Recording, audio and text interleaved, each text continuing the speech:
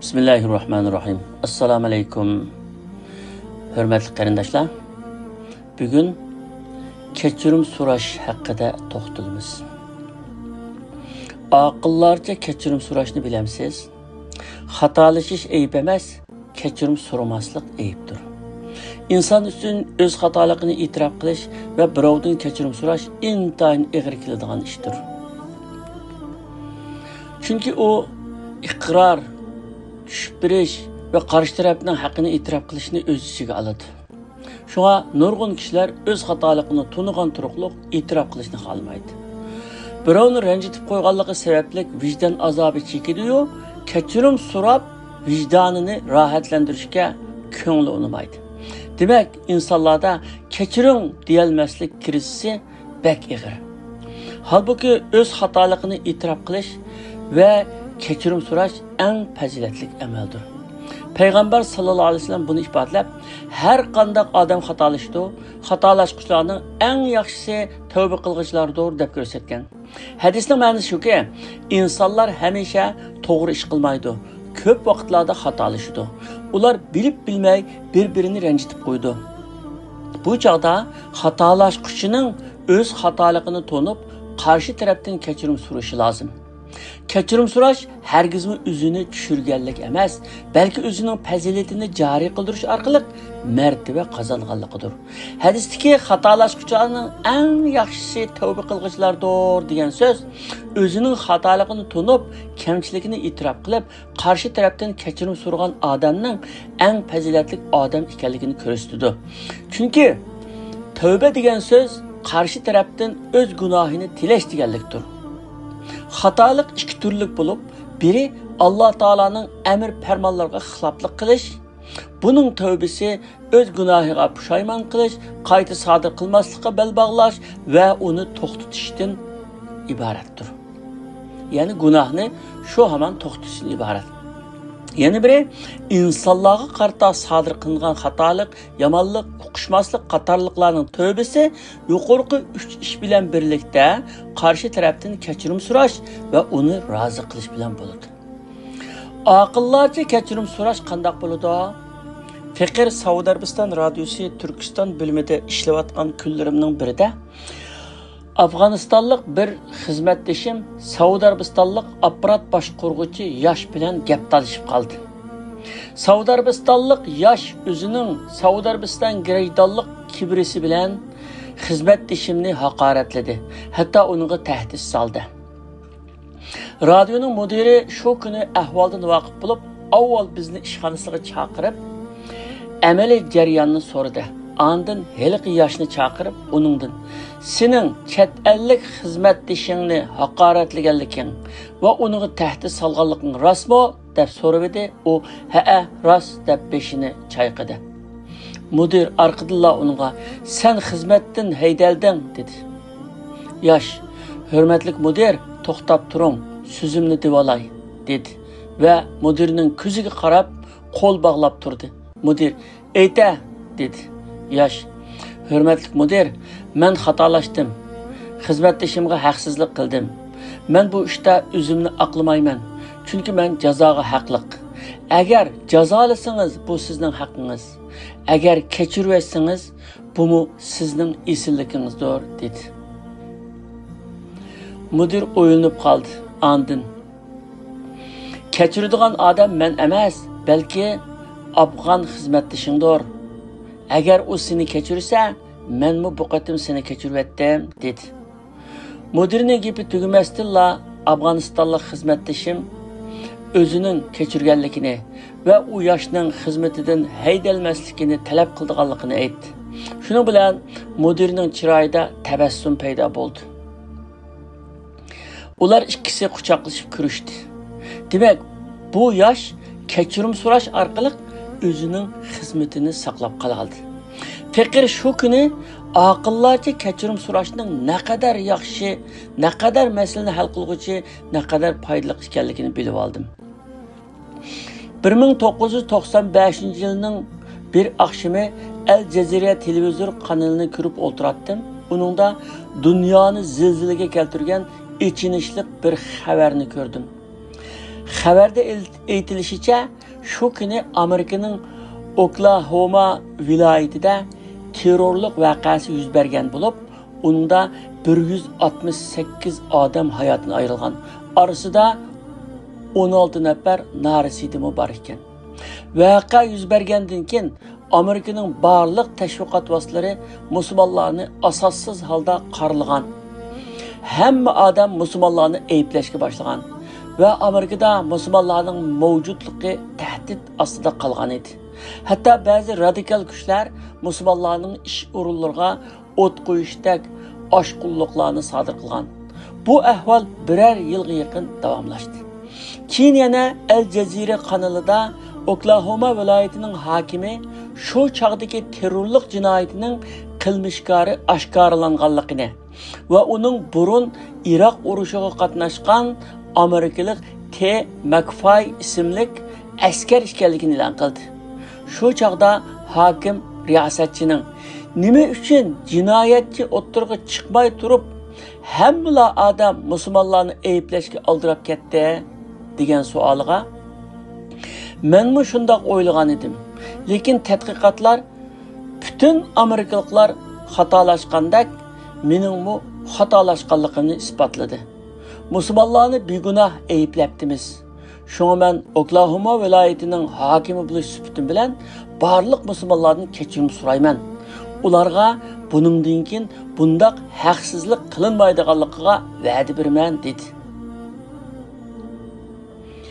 Keyingi xabarlarda egallashimcha bu odam o'zining xatoligini dadil e'tirof qilganligi va barliq musulmonlardan kechirim so'raganligi sababdan bilmadim kishilarning zo'r hurmatiga ve Oklahoma'daki musulmonlarning qattiq qo'llashiga erishgan ekan. Chunki hokimning ijtimoiy taratqularda o'z xatoligini dadil e'tirof qilishdek adabiy jasorati har kimni ta'sirlantirgan. O odamning musulmonlarning orasida radikal kuchlarning borligi yoki burunqi tajribalarimiz sababli ularni aldirab qaralagan bo'lishimiz mumkin degan asosda bayonot e'lon qilishi mumkin edi. Lekin u o'z xatoligini e'tirof qilish va kechirim so'rash orqali o'zining shuhratini oshirdi. Chunki bu odam avval o'z xatoligini dadil e'tirof qildi, ondan musulmonlardan oshkora holda kechirim so'radi, ondan mundaq haqsizlikni qayta sodir qilmaydiganligiga va'da berdi. E'tirof qilish ve kechirim so'rash ana shundoq dadil ve oshkora bo'lishi lozim. Shunda qilganda buzilgan ishlarni o'ngshib olg'ili, qolgan ko'ngillarni olg'ili bo'ladi. Afsuski, bizda o'z xatoligini e'tirof qilish ve kechirim so'rash intayin az. E'tirof qilgandimi, oldinqisidan kam bo'lmagan xatolik bilan e'tirof qilamiz. Chunki xatoligimizni e'tirof qilamiz, ammo shu xatolikni sodir qilganligimizga birer sabab va birer o'zi tepishga urinamiz. Shuning bilan kechiring, ammo meni shunday qilishga siz majburladingiz yoki aslida faloni ish shunday bo'lmagan bo'lsa, men xatolashmagan bo'lardim deganga o'xshash gapni qo'shib qo'yamiz. Bu amaliyotda e'tirof yoki kechirim so'rash emas, faqatla o'zimizni oqlashga urinishdir. Şuna samimiy bo'lishimiz kerakki, o'zimizni, Allohni va boshqalarni aldashga urinmasligimiz lozim. Kechirim so'rash sizni yuqori ko'taradi. O'z xatoligini to'nib, qarshi tarafdan kechirim so'ragan odam hargizmi o'zini tushirgan bo'lmaydi. Aksicha uning martabasi hassalab ko'tariladi. Odam alayhisalom o'z xatoligini e'tirof qilib, gunohiga tavba qilganligi yuzasidan u Alloh taolaning mag'firatiga va muhabbatiga noil bo'lgan bo'lsa, iblis o'z gunohini e'tirof qilmaganligi va tavba qilmaganligi sababli Alloh taolaning rahmatidan qo'g'landi bo'lgan. İnsanlarga qarta sodir qilgan xatolikni tunib kechirim so'rash babida Abu Zar radhiyallohu anhu eng go'zal o'lga. İmam Buxoriy rivoyat qilgan bir hadisda mundaq kelgan. Bir kuni Abu Zar radhiyallohu anhu Bilal radhiyallohu anhu bilan jidallashib qilib, Abu Zar Bilal radhiyallohu anhuni qari xotinning bolasi deb haqoratlagan. Payg'ambar alayhisalom buni anglab qattiq açıqlanğan ve Abu Zer'ge onu anısı sebeplik eyibledingmi? Sen cahiliyetning qoldiqlaridan qutulib bo'lolmagan odam ekansan degan. Bunu anlagan Abu Zer qilg'iniga qattiq pushaymon qilib Payg'ambar alayhisolamga: "Ya Rasululloh, men xatolashibdiman. Men uchun Allohdan mag'firat tilgaylar" deb o'tingan ve derhal Bilal radhiyallohu anhuning oldiga berib, beshini yerga qo'yib turib, "Mening yuzimga dassamasang, beshimni ko'tarmayman" degan. Bu çağda Bilal radhiyallohu anhu: "Men Allohga sajda qilgan yuzga hargiz dassamayman. Qarindishim, o'rningdan tur, seni kechirib etdim" degan. Ve ikkisi quchoqlashib qattiq yig'lab ketgan. Abu Zer radhiyallohu anhu öz xatoligini to'nib kechirim so'raganligi uchun uning martabasi tuvallab ketgani yo'q. Aksicha, uning martabasi texmi yuqori ko'tarilgan ve ta qiyomatgacha kishilarning qalbida güzel ulgu bo'lib qolgan. Kechirim so'rash xatolikning hajmiga munosib bo'lishi lozim. Tövbe bütün günahlarını yo'qqa chiqarish uchun yetarli bo'lgandek, kechirim so'rash yillarning xatoligini bir anda o'chirib tashlashga yetarlidir. Kechirim so'rash shijoatlik, mard, dadil insonlarning xislatidir.